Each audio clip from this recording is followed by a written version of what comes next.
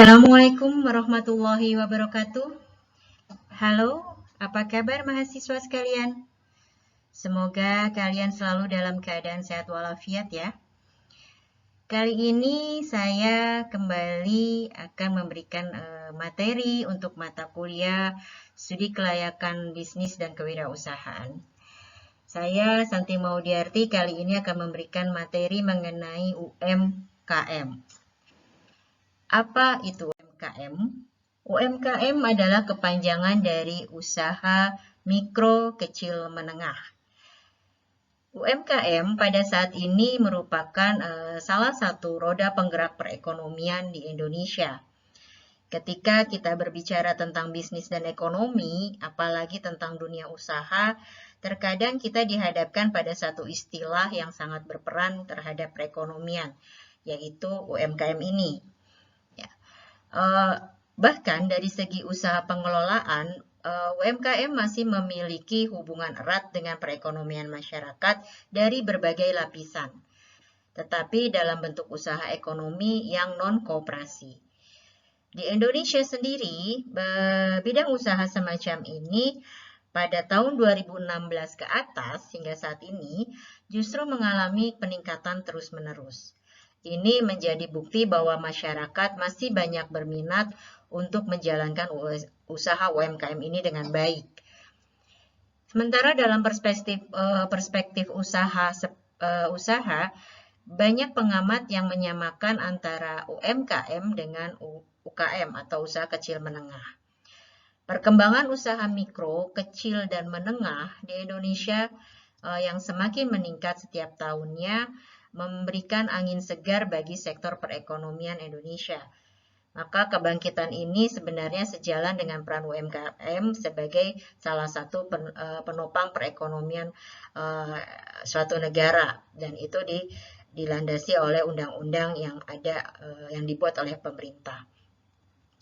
Sebagai usaha atau bisnis dapat disebut sebagai UMKM jika memenuhi kriteria usaha mikro.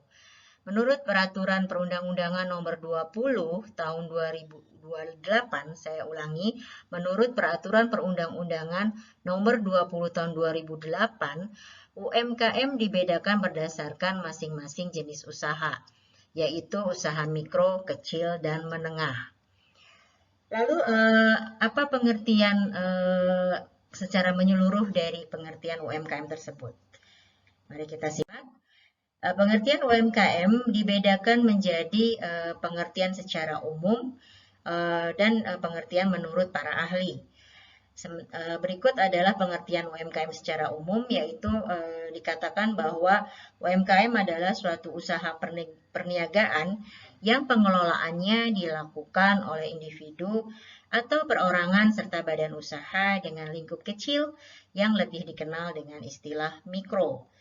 Sementara pengertian UMKM menurut ahli, di mana saya di sini mengambil pengertian menurut Ina Primiana, beliau mengatakan bahwa UMKM adalah suatu aktivitas yang ada hubungannya dengan ekonomi dan perekonomian dalam bentuk pergerakan pembangunan Indonesia.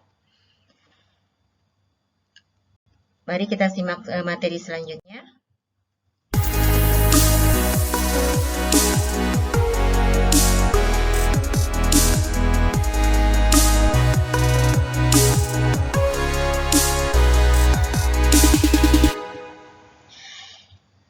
Mari kita lanjutkan kembali. Dalam mendirikan UMKM, ada beberapa kriteria yang harus dipenuhi. Apa sajakah kriteria tersebut? Mari kita simak satu persatu. Yang pertama adalah usaha mikro. Pengertian usaha mikro diartikan sebagai usaha ekonomi produktif yang dimiliki perorangan atau maupun badan usaha yang sesuai dengan kriteria usaha mikro. Usaha yang termasuk kriteria usaha mikro adalah usaha yang memiliki kekayaan bersih yang mencapai 50 juta rupiah. Dan itu tidak termasuk bangunan serta tanah tempat usaha.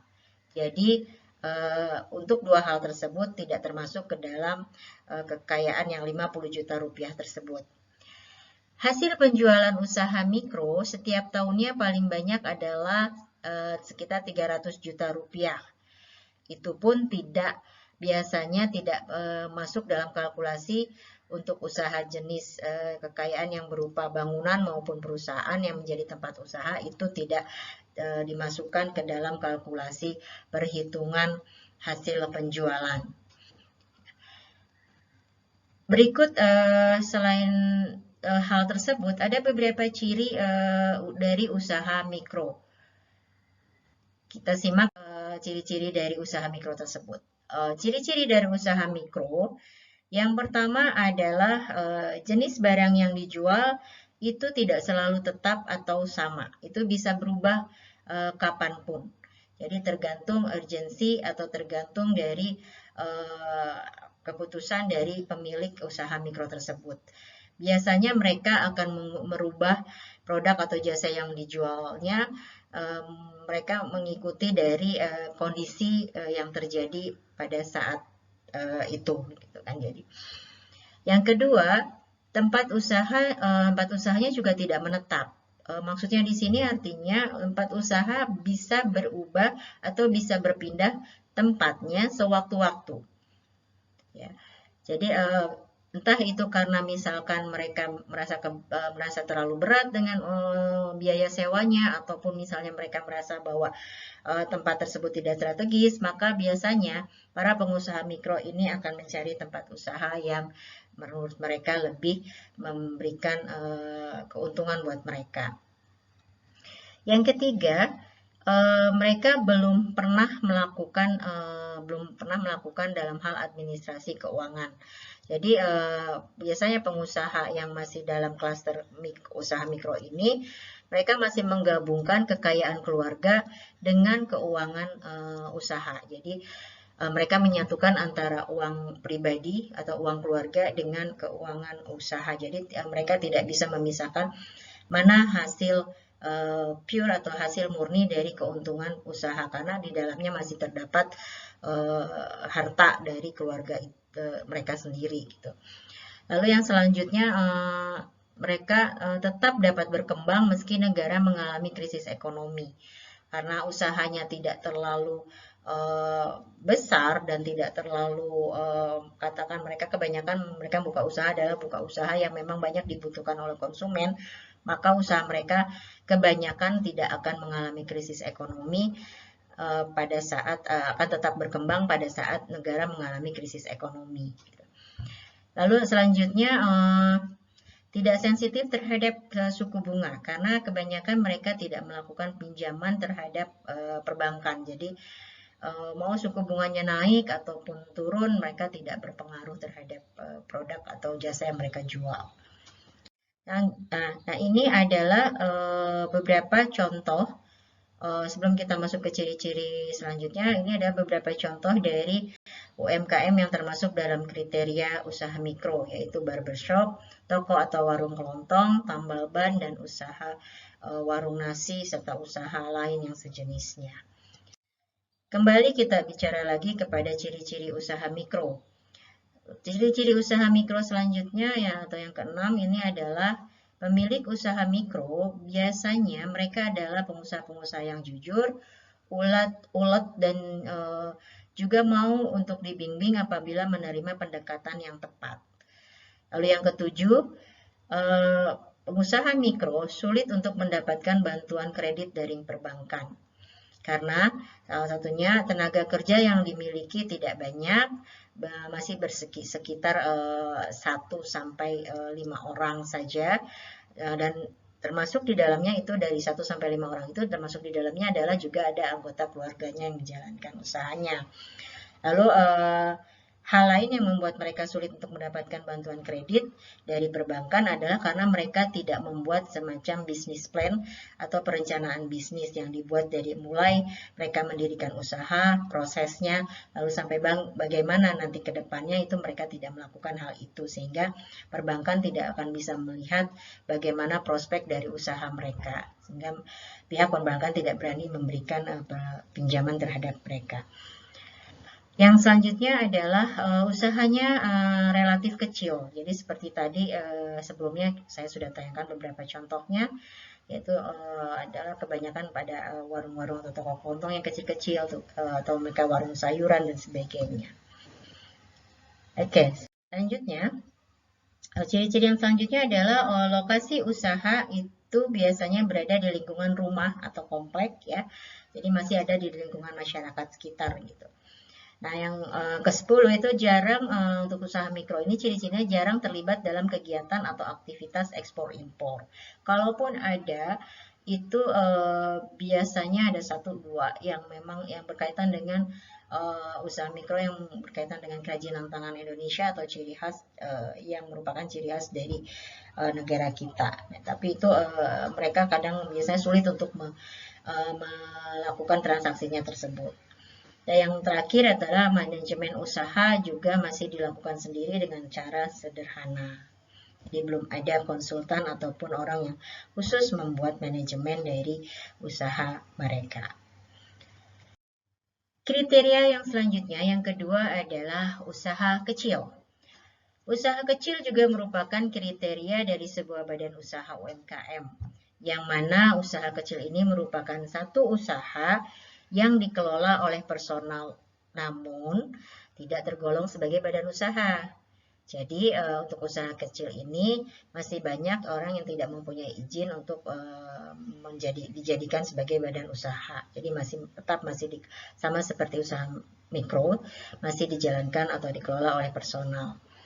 Usaha yang masuk kriteria usaha kecil adalah usaha yang memiliki kekayaan bersih 50 juta rupiah dengan maksimal yang dibutuhkannya mencapai 500 juta rupiah ya, atau usaha yang memiliki biasanya rentangnya usaha yang memiliki kekayaan bersih kebanyakan adalah di bawah 300 juta per tahun ya. Atau maksimalnya tadi yang saya sebutkan maksimalnya adalah 500 juta. Jadi 300 juta sampai 500 juta ya. Sementara usaha yang kekayaan bersihnya itu kekayaan bersihnya adalah 50 juta. Nah, hasil penjualan dari usaha kecil biasanya rentangnya hasil penjualannya ya. Rentang kalau tadi kekayaan bersihnya adalah di bawah 300 juta gitu ya, atau 500 juta per tahunnya, dan sementara hasil penjualan bisnisnya setiap tahunnya rentangnya antara 300 juta rupiah sampai paling banyak sekali itu adalah 2,5 miliar, 2,5 miliar rupiah. Nah, lalu apa ciri-ciri dari usaha kecil tersebut? Yang pertama, ciri-ciri dari usaha kecil adalah satu, jenis barang atau komoditi yang diusahakan umumnya sudah tetap, tidak gampang berubah seperti usaha mikro tadi. Jadi sudah tetap. Jadi kalau misalnya mereka menjualnya adalah produk kopi atau produk makanan makanan beku gitu kan. Jadi mereka akan tetap menjual produk tersebut gitu. Yang kedua, lokasi atau tempat usaha umumnya juga sudah menetap dan tidak berpindah-pindah. Agak beda dengan tadi yang mikro. Lalu yang ketiga, pada umumnya sudah melakukan administrasi keuangan walaupun masih sederhana. Jadi mereka hanya membuat laporan keuangan seperti katakan kas berapa, lalu debit berapa, kredit berapa, atau pemasukan berapa, pengeluaran berapa. Jadi seperti itu masih sederhana sekali. Nah, keuangan perusahaan di sini pun sudah mulai dipisahkan dengan keuangan pribadi atau keuangan keluarga.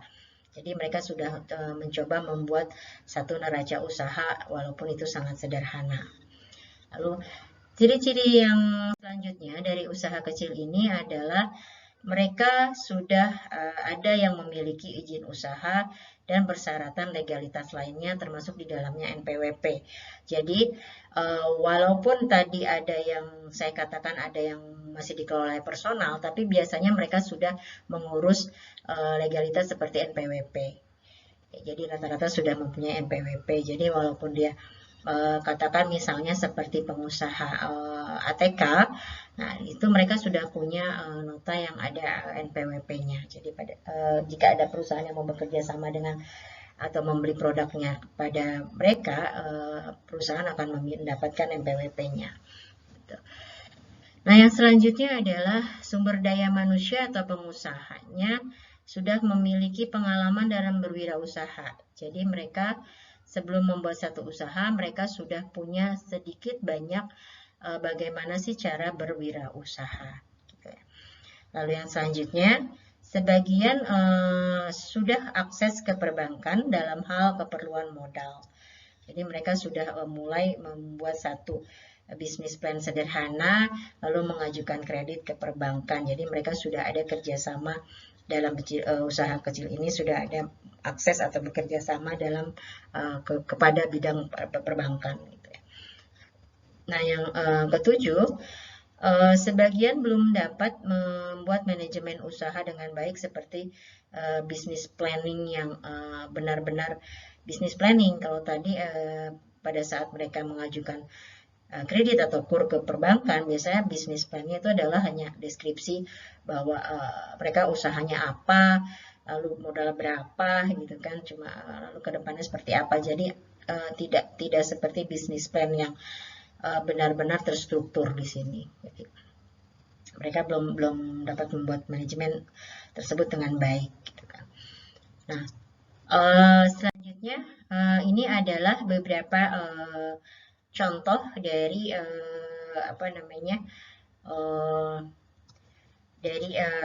usaha kecil. Jadi usaha kecil ini dibedakan menjadi 3, yaitu usaha industri kecil, usaha perusahaan skala kecil, dan usaha informal. Usaha industri kecil itu contohnya seperti kerajinan mereka, pengusaha kerajinan tangan, lalu industri rumahan ya, bisa catering, bisa membuat kue dan sebagainya, dan industri logam seperti membuat katakan yang berkaitan dengan logam dan sebagainya, dan industri-industri kecil lainnya.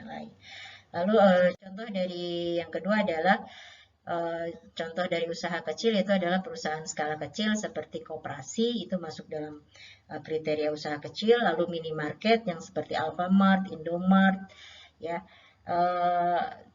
Alfamidi tidak termasuk perusahaan skala kecil, tapi Alfamart dan Indomart masih masuk skala kecil, masih kita sebut sebagai minimarket, ya. Lalu Toserba, ya. Toserba di sini juga masuk dalam kriteria usaha kecil yang kita sebut sebagai perusahaan skala kecil. Di sini Toserba yang lebih lengkap dibandingkan minimarket karena sudah ada buah-buahan, mungkin sayur-sayuran seperti itu, ya. Lalu yang ketiga ini adalah yang masuk dalam contoh usaha kecil adalah contoh usaha informal seperti pedagang kaki lima yang seperti ini contohnya, dan penjual sayur yang bertempat di pasar atau penjual sayur yang ada di lingkungan kompleks tapi dia sudah memiliki tempat yang ajak atau tempat yang tidak berpindah-pindah.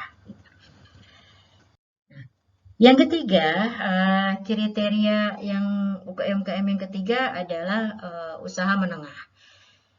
Usaha menengah merupakan sebuah badan usaha, bisa disebut usaha menengah apabila laba bersih atau kekayaan aset dari perusahaan tersebut mencapai 500 juta per bulan, bukan per tahun, tapi per bulan.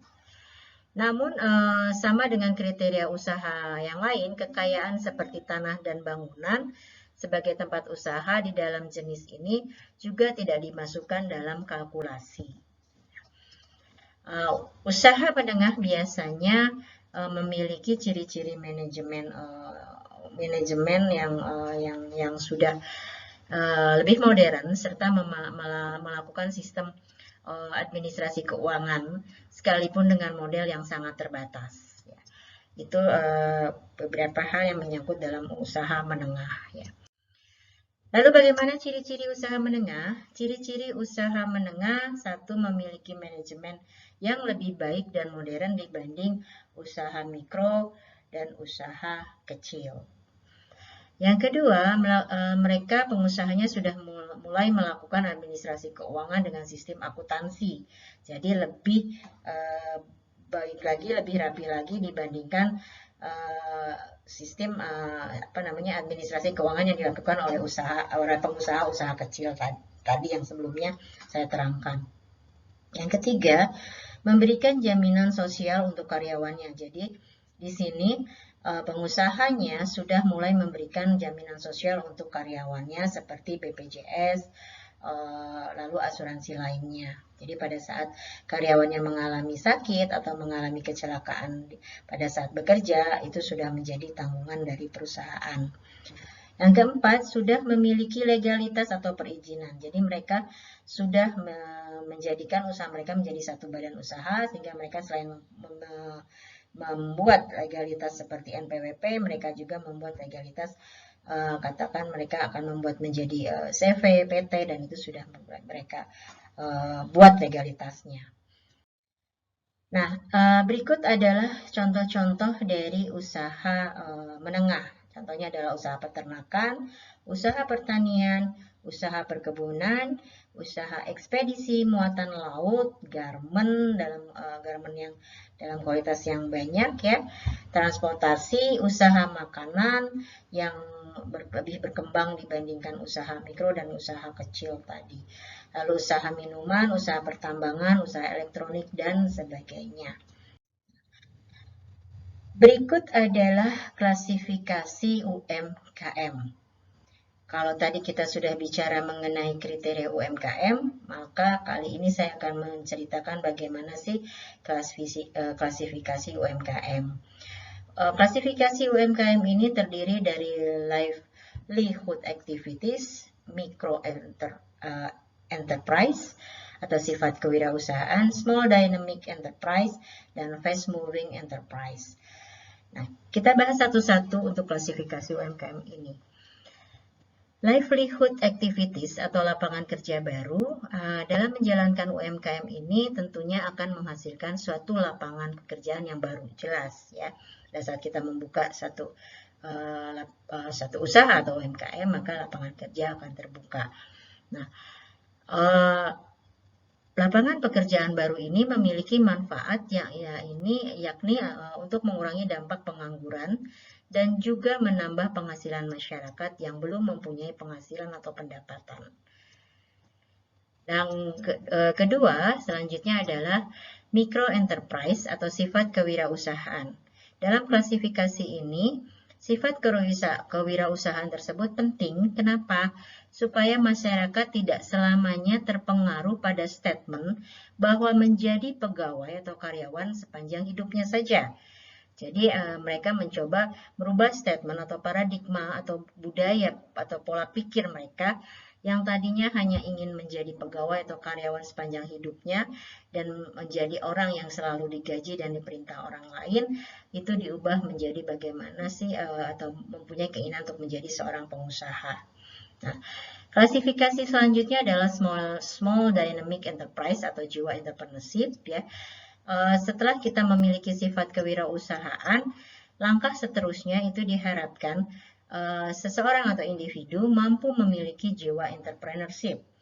Kenapa? Karena jiwa entrepreneurship ini perlu dimiliki seseorang jika ia ingin meraih satu kesuksesan dalam usahanya. Karena salah satu contoh dari atau karakteristik dari jiwa entrepreneurship mereka adalah harus bisa berkreativitas, harus bisa melihat peluang yang ada, harus punya komitmen, harus profesional dan disiplin dalam hal waktu dan masih banyak lagi. Gitu. Nah, yang terakhir adalah fast moving enterprise ya. Pada fast moving enterprise ini atau kita sebut juga motivasi sebagai usaha besar, memiliki sifat kewirausahaan, membangun jiwa entrepreneurship, itu masuk ke dalam fast moving enterprise ini. Hal itu harus terus dimotivasi. Kemudian pada saat kita sudah memiliki atau kita membangun jiwa entrepreneurship dan memiliki sifat kewirausahaan, kemudian akan terbentuk dengan sendirinya untuk bisa melakukan untuk bisa memiliki terbentuk dengan sendirinya untuk bisa memiliki sebuah usaha besar untuk dapat membangun perekonomian Indonesia. Jadi jika kita sudah tadi di small dynamic-nya sudah terbentuk, di micro enterprise-nya juga sudah memiliki sifat kewirausahaan, lalu jiwa entrepreneurship-nya sudah dibangun, maka dengan sendirinya para individu atau pengusaha, terutama startup baru, ini akan bisa memiliki sebuah usaha besar untuk dapat membangun perekonomian Indonesia. Selanjutnya adalah kalau tadi kita bicara adalah ciri-ciri dari kriteria UMKM, sekarang kita akan bicara ciri-ciri dari UMKM tersebut. UMKM dalam pelaksanaannya itu memiliki karakteristik yang berbeda. Karakteristik ini bertujuan untuk dapat membedakan UMKM dengan jenis usaha lainnya. Disebabkan karena UMKM sendiri merupakan bentuk usaha yang berbeda dengan jenis usaha yang biasanya. Nah, di bawah ini merupakan ciri-ciri dari UMKM, diantaranya sebagai berikut. Satu adalah barang dapat berganti-ganti. Nah, maksud dari barang yang dapat berganti-ganti di sini adalah barang yang diperjualbelikan dalam aktivitas atau kegiatan UMKM itu dapat berganti-ganti jenisnya. Hal tersebut dikarenakan UMKM merupakan usaha mikro kecil serta menengah yang jumlah barang dagangannya itu belum terlalu banyak. Ingat ya, belum terlalu banyak. Untuk itu tidak akan ada masalah jika pengusahanya ingin berganti-ganti jenis barang dagangannya. Yang kedua, lokasinya dapat berpindah-pindah. Lokasi dalam penerapan UMKM dapat berpindah-pindah. Perpindahan ini disebabkan izin badan usaha yang didapatkan oleh pengelola UMKM tidak termasuk tanah dan juga bangunan.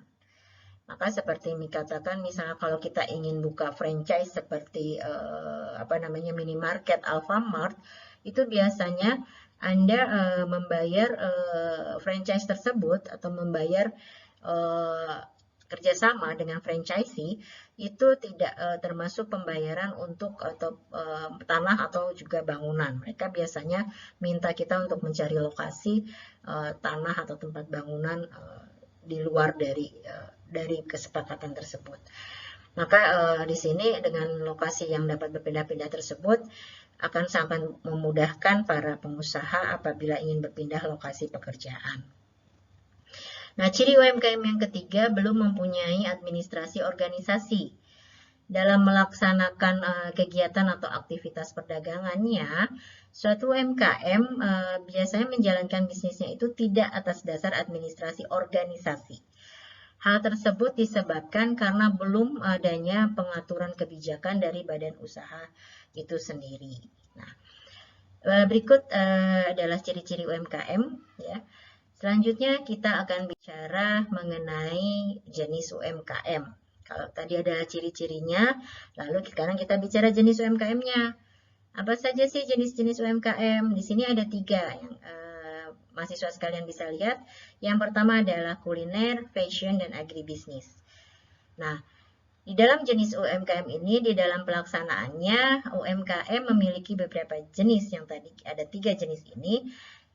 Tiga jenis UMKM ini berfungsi untuk bisa membagi beberapa jenis UMKM supaya mudah apabila menerima izin usaha dari perusahaan atau akan mempermudah bila para pengusaha itu ingin mengurus izin usahanya. Jadi mereka harus menspesifikasikannya jenis usaha UMKM mereka masuk kategori jenis apa. Ya. Nah, untuk jenis kuliner, jenis UMKM kuliner merupakan satu usaha yang jelas bergerak dalam bidang segala macam yang berkaitan dengan bidang makanan dan minuman. Kuliner tersebut dapat dijadikan sebagai UMKM jika usaha penjualan makanan itu masih dalam lingkup UMKM yang mengutamakan penjualan dalam jumlah mikro atau kecil. Lalu yang kedua, jenis UMKM fashion. Nah, fashion merupakan satu usaha di bidang pakaian ya salah satu dari kebutuhan yang merupakan salah satu kebutuhan dari kebutuhan pokok manusia adalah jelas pakaian. Usaha fashion yang merupakan usaha yang menjanjikan disebabkan karena tiap-tiap orang membutuhkan pakaian, sudah jelas sekali. Namun untuk usaha fashion yang termasuk ke dalam UMKM harus masuk kriteria UMKM seperti pada penjelasan di atas tadi, yaitu bisa masuk ke dalam usaha mikro, usaha kecil ataupun menengah. Jadi usaha menengah, usaha mikro, kecil, dan menengah. Jadi harus masuk ke dalam ketiga kriteria tersebut. Mau masuk kriteria yang mana? Yang pertama, kedua, atau ketiga? Lalu yang ketiga adalah jenis UMKM agribisnis. Nah, agribisnis merupakan satu usaha yang bergerak di bidang pertanian, ya. Dalam UMKM ini yang menjalankan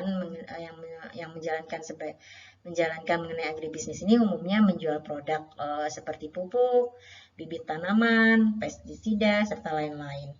Nah, UMKM agribisnis tersebut juga biasanya terdapat di pedesaan yang mempunyai lahan pertanian dalam jumlah banyak dan juga jelas lebih luas.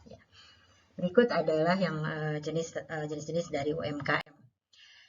Nah, kalau kita bicara UMKM juga punya kelebihan dan punya kekurangan.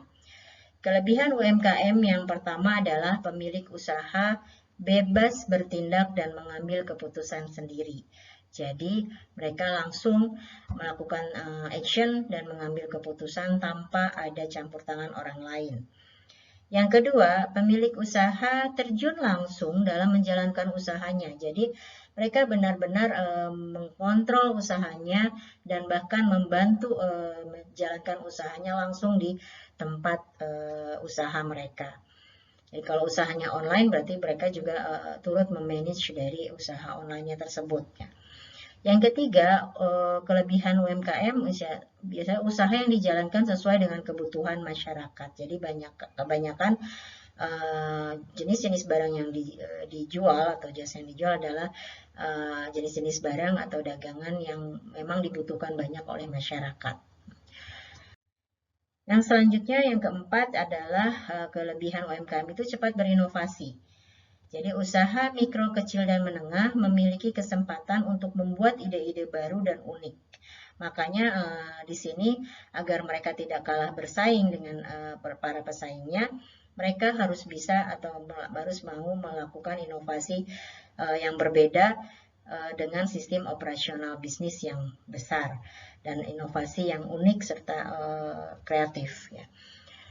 Berbeda dengan tadi sistem operasional bisnis yang besar, UMKM lebih mudah membuat inovasi yang kreatif karena memang yang menjalankan usahanya tersebut kebanyakan adalah personalnya sendiri. Gitu. Dengan ide yang segar, pelaku bisnis dapat lebih mudah masuk ke target pasar dan menarik minat konsumen untuk membeli. Yang selanjutnya, yang kelima, fokus pada satu bidang. Di sini maksudnya keunggulan usaha mikro, kecil, dan menengah lainnya adalah mereka lebih fokus ke bidang yang digeluti karena bidangnya atau produk atau jasa ataupun barang dagangannya tidak terlalu banyak yang dijual.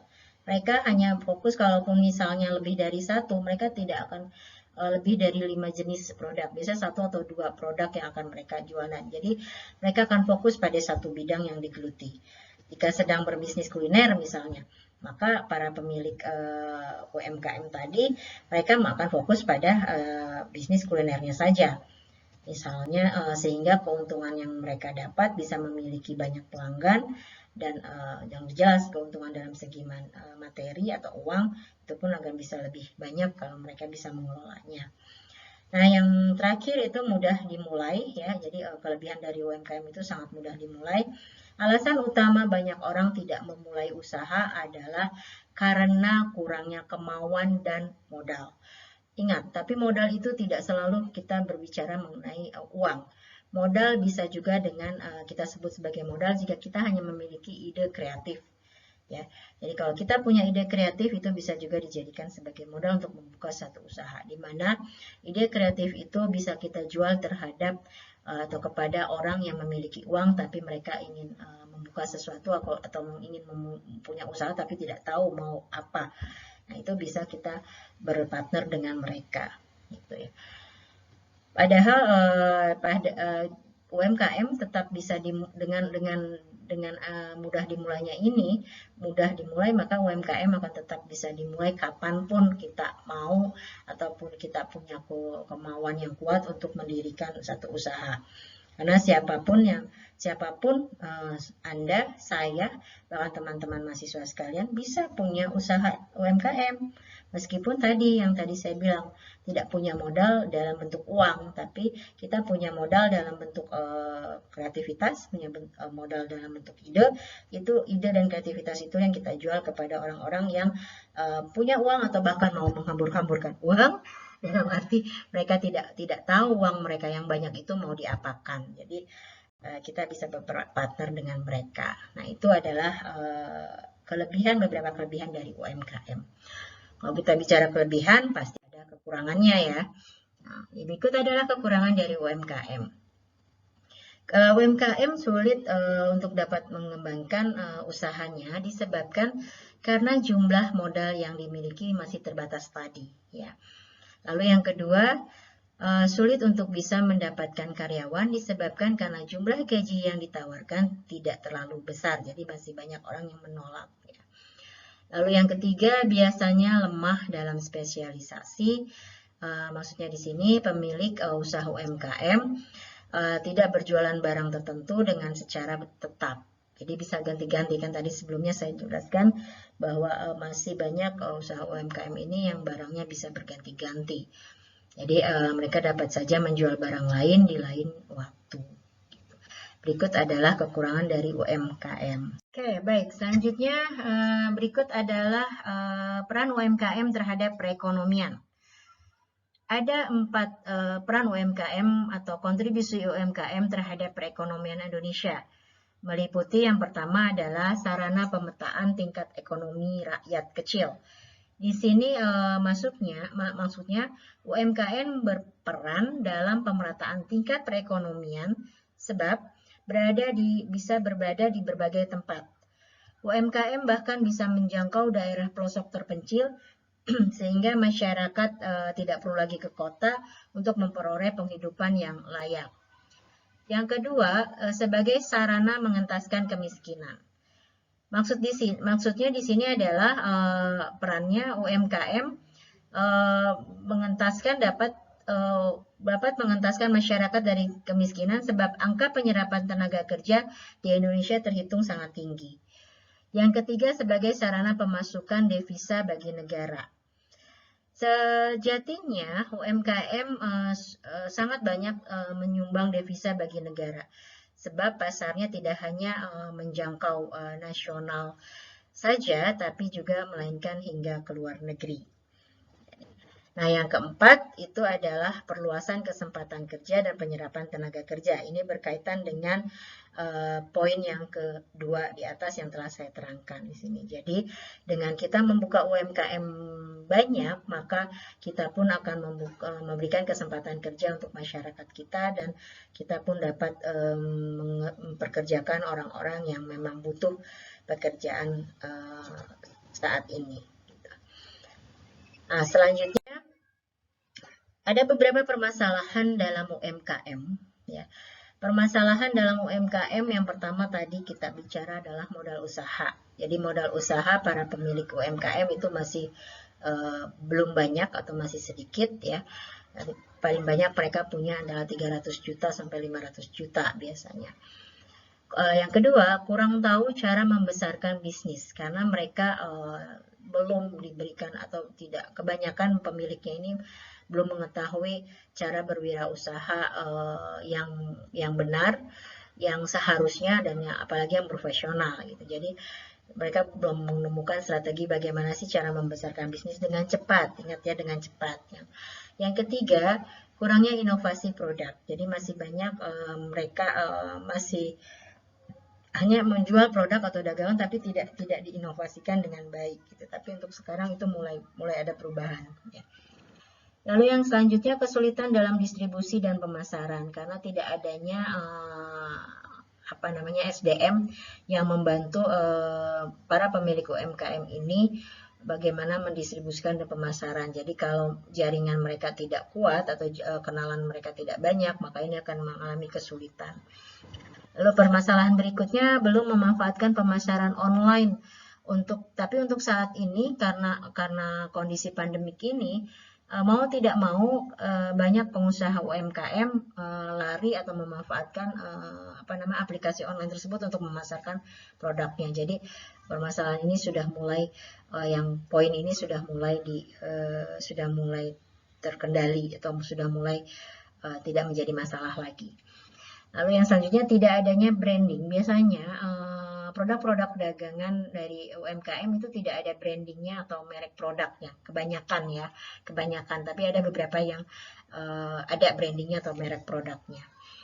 Dan selanjutnya, tidak memberikan perhatian pada pelanggan dengan program loyalitas. Jadi mereka hanya mengatakan mereka hanya targetnya adalah mendapatkan pelanggan saja yang banyak, tapi mereka tidak memperhatikan bagaimana menservis atau memberikan perhatian pada pelanggan supaya pelanggan itu tetap loyal terhadap produk yang mereka jual. Gitu. Nah, permasalahan berikutnya adalah mengandalkan pembukuannya masih secara manual kebanyakan. Ya, jadi tidak menggunakan pembukuan dengan menggunakan aplikasi akuntansi gitu ya. Jadi masih benar-benar masih manual. Dan tidak banyak yang tidak memiliki mentor. Sehingga karena tadi tidak memiliki mentor tadilah, mereka makanya tadi di poin kedua tadi kurang tahu bagaimana sih cara membesarkan bisnis mereka.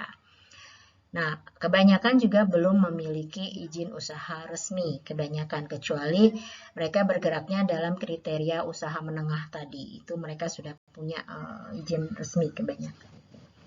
Nah, begitu berikut permasalahan-permasalahan yang dihadapi oleh UMKM. Lalu karena kita bicaranya adalah sekarang ada di masa revolusi industri 4.0, maka mau tidak mau UMKM di Indonesia juga harus mengacu ke menjadi satu UMKM yang bergerak di digital gitu kan. Nah, kenapa? Karena UMKM merupakan salah satu yang tadi saya katakan, merupakan salah satu roda penggerak ekonomi Indonesia, bahkan merupakan salah satu sektor untuk menjadi unggulan, karena UMKM ini selalu tumbuh dan meningkat jumlahnya dari tahun ke tahun. Dan disinilah pemerintah berperan sangat banyak sekali perannya untuk memajukan para UMKM ini, karena ini tadi menjadi salah satu roda penggerak ekonomi Indonesia ternyata.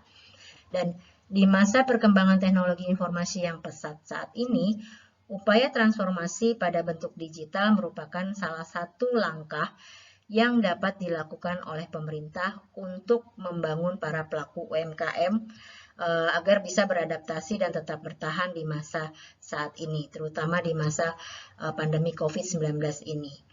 Terlebih setelah masuknya revolusi industri 4.0, bahkan kita akan berjalan ke arah revolusi industri 5.0, pemerintah berharap pelaku UMKM dapat bersaing pada skala besar dengan upaya transformasi digital pada bisnisnya, pada bisnis UMKM mereka. Meskipun pada kenyataannya banyak kendala yang akan dihadapi oleh para pelaku bisnis mikro, menengah, mikro, kecil dan menengah gitu kan. Nah, ini lantas apa saja yang menjadi kendala pelaku bisnis UMKM di era digital ini gitu, terutama pada masa pandemi seperti saat ini. Jadi berikut adalah kendala-kendala yang akan dihadapi para pelaku bisnis UMKM di era digital. Yang pertama adalah kendala digitalisasi. Nah, dengan adanya kendala digitalisasi, maka hadir yang namanya kita sebut sebagai e-commerce. Dengan hadirnya e-commerce seakan menjadi angin segar bagi pelaku UMKM di Indonesia. Namun ternyata pada pelaksanaannya masih terdapat kendala dalam menjalankan upaya digitalisasi ini. Salah satunya dikutip dari CNBC Indonesia, bahwa hanya terdapat 13% UMKM yang terhubung dengan online marketplace dan pasar digital. Bayangkan itu teman-teman. hanya 13% UMKM yang terhubung dengan online marketplace dan pasar digital. Masih banyak pelaku usaha yang belum berhasil melakukan digitalisasi pada bisnis mereka ternyata. Nah, hal ini tentu sangat-sangat disayangkan mengingat Indonesia tengah mengupayakan adaptasi masyarakat terhadap revolusi industri 4.0. Lalu yang kedua, kendalanya adalah keamanan data digital. Kondisi tersebut nyatanya masih menjadi permasalahan dalam bisnis digital saat ini. Karena masih belum adanya regulasi dari pemerintah yang benar-benar mengatur mengenai aturan keamanan data dan informasi digital, maka keamanan data digital ini menjadi sangat rentan untuk usaha atau untuk bidang bisnis tersebut. Terlebih sejak munculnya berbagai berita mengenai kebocoran data digital, masyarakat Indonesia dan juga berbagai bisnis kecil dan menengah yang terdaftar secara digital pun tentu merasa dirugikan. Sedangkan pemerintah masih belum sigap untuk menghadapi kondisi tersebut. Jadi masih lambat, regulasinya belum sangat kuat. Itu kelemahannya, ya. Lalu kendala berikutnya adalah masih rendahnya literasi ekonomi digital. Nah, ini di masyarakat kita masih rendah sekali literasi ekonomi digitalnya. Karena ekonomi digital merupakan berbagai aktivitas ekonomi yang dilakukan pada platform digital. Namun pada faktanya adalah informasi mengenai teknologi ekonomi digital yang masih belum merata ini pada masyarakat, sehingga masyarakat masih belum membaca bagaimana sih sebenarnya kondisi ekonomi digital di Indonesia khususnya. Jadi itulah salah satu mengapa sangat rendah sekali literasi ekonomi digital kita. Nah, salah satu syarat berhasilnya upaya digitalisasi ekonomi adalah tingginya literasi mengenai ekonomi digital guna meningkatkan tingkat transaksi serta berbagai aktivitas ekonomi digital. Itu tolak ukurnya. Ya. Lalu selanjutnya, kendala yang selanjutnya adalah tantangan UMKM di masa pandemi. Ya, pada saat ini. Nah, ini muncul karena kondisi saat ini adalah kita harus tidak hanya menghadapi teknologi, tapi kita juga menghadapi satu pandemi, di mana ini sangat pelik sekali. Jadi tantangan utama dalam UMKM di masa pandemi ini, salah satu yang secara langsung merasakan dampak negatif dari hadirnya pandemi di Indonesia ini adalah memang pelaku bisnis UMKM. Jadi berdasarkan informasi yang saya dapatkan dari bisnis.com, pada tahun 2019, UMKM diperkirakan mampu menyumbang 65% dari produk domestik bruto atau PDB nasional, atau sekitar 2.394,5 triliun rupiah. Jadi pada tahun 2019 ya, jadi 65% dari PDB atau produk domestik bruto. Itu kita Indonesia dari UMKM sendiri itu mendapatkan 2.394,5 triliun rupiah. Nah, tapi akibat dari kemunculan pandemi, dampak yang dirasakan oleh para pelaku bisnis dan menengah dari berbagai sektor adalah bisnis tidak lagi beroperasi secara maksimal. Jadi bisnis sudah tidak lagi beroperasi secara maksimal seperti di tahun 2019, di mana akhirnya keberlangsungan pelaku bisnis UMKM ini mereka merasa terancam. Jadi berdasarkan data yang dimiliki oleh Kata Data, hanya 5,9% bisnis kecil dan menengah yang mampu bertahan di tengah pandemi ini. Hanya 5,9%. Ya, hanya 5,9% saja. Ya. Namun di sisi lain terdapat 82,9% pelaku usaha yang terkena dampak negatif pandemi. Jadi yang bertahan hanya 5,9% dan yang terkena imbas yang tidak bertahan atau katakan bertahan antara hidup dan mati itu adalah 82,9% pelaku usaha yang terkena dampak negatif pandemi. Gitu. Bahkan 63,9% mengalami penurunan omset secara drastis hingga lebih dari 30%. Jadi drastis sekali. Jadi mereka mengalami penurunan omset hingga 30%.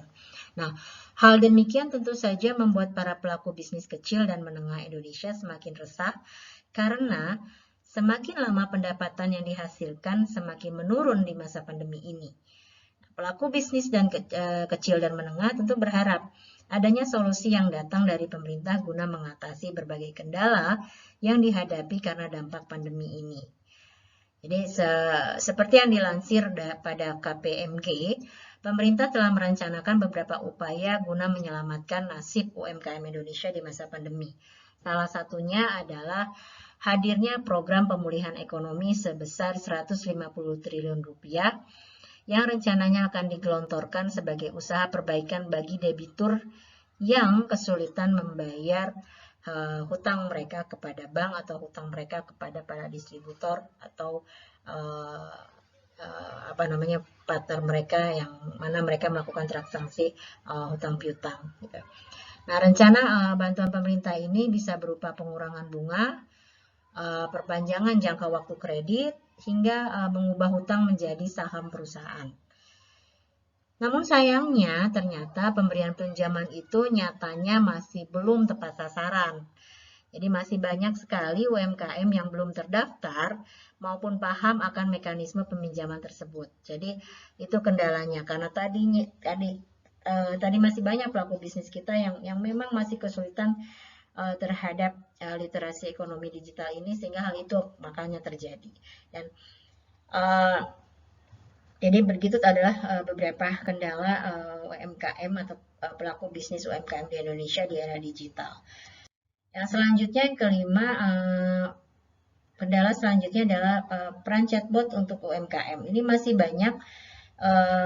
banyak para pelaku bisnis UMKM belum mengerti apa sih peran chatbot tersebut, gitu kan.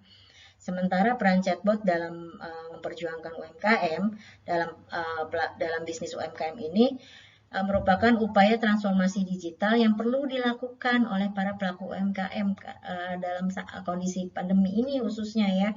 Karena para pelaku UMKM di sini dapat memanfaatkan teknologi artificial intelligence seperti misalnya menggunakan aplikasi GoFood, GoGrab, Shopee dan sebagainya guna meningkatkan efisiensi serta efektivitas kegiatan jual beli digital.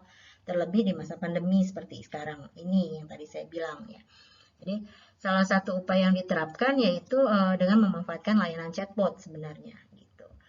Nah, yang selanjutnya adalah kendalanya meningkatkan efektivitas layanan konsumen.